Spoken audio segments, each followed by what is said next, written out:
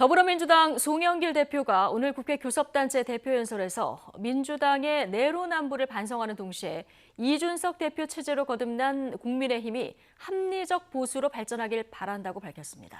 또 청년의 삶이 벼랑 끝에 내몰려 있다고 지적하면서 문재인 대통령에게 청년 문제를 총괄하는 청년 특임 장관을 신설하자고 제안했습니다. 자세한 내용 취재기자 연결해서 알아보겠습니다. 김주영 기자.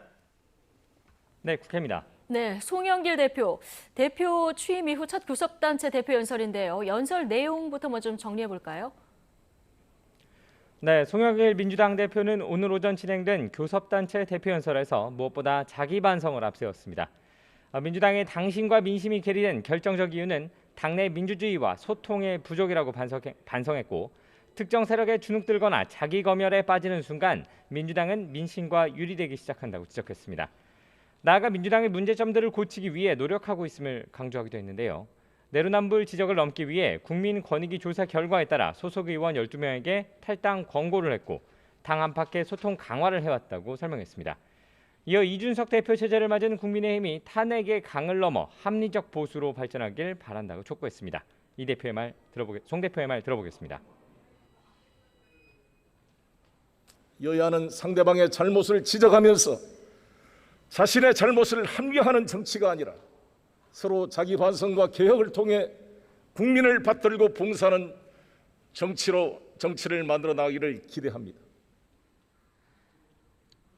이른바 이준석 열풍을 의식한 듯 청년 문제의 심각성을 언급하며 대통령에게 청년 특임 장관을 신설하자고 제안하기도 했습니다.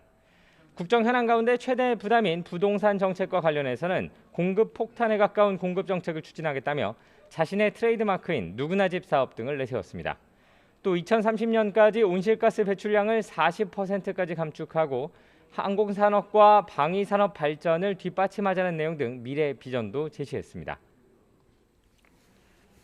네, 민주당 상황도 보겠습니다. 오늘 오후 비공개 최고위원회 회의를 열자 어떤 내용이 논의될 예정입니까? 네, 오늘 오후 더불어민주당이 비공개 최고위원 회의를 진행합니다.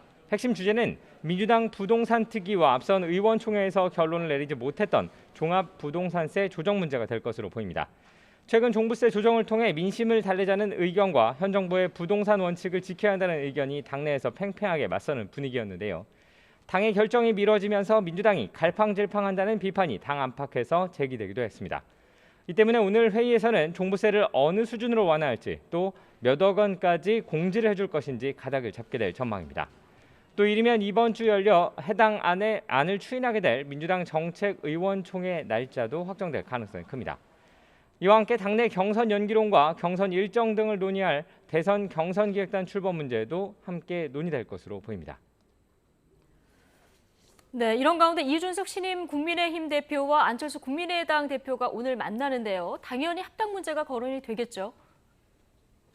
네, 그렇습니다. 오늘 오후 이준석 신임 국민의힘 대표는 취임한 이후 공식적으로는 처음으로 안철수 국민의당 대표를 만납니다.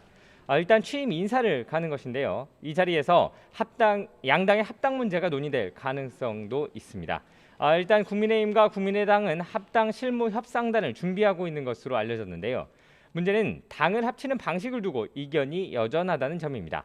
안철수 국민의당 대표는 어제 몇 가지 원칙을 담은 입장을 내면서 당대당 합당 방식을 강조하기도 했습니다. 하지만 이준석 국민의힘 대표가 처음 듣는 얘기라고 선을 그었고 국민의힘 관계자들이 조건부터 내세우느냐며 불쾌감을 숨기지 않는 등 신경전이 펼쳐지고 있습니다. 더구나 야권 유력 대선 주자인 윤석열 전 검찰총장의 행보 등 변수들이 많아서 국민의힘과 국민의당 합당 논의는 난항이 예상됩니다. 지금까지 국회에서 YTN 김주영입니다.